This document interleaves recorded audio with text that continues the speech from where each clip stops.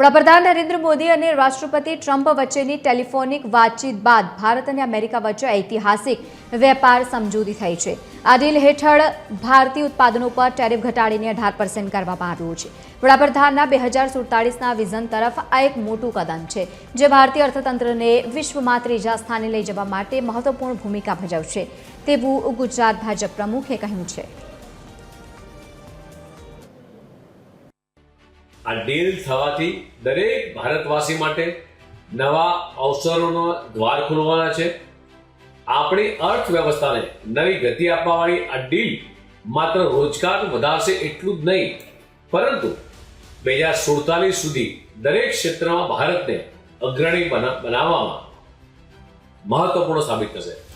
આ trade ડીલથી MSME ક્ષેત્ર હોય કે એન્જિનિયરિંગ ક્ષેત્ર હોય કે ટેક્સટાઇલ હોય કે મરીન ક્ષેત્ર, આ તમામ સેક્ટરને મહત્વપૂર્ણ લાભ મળશે।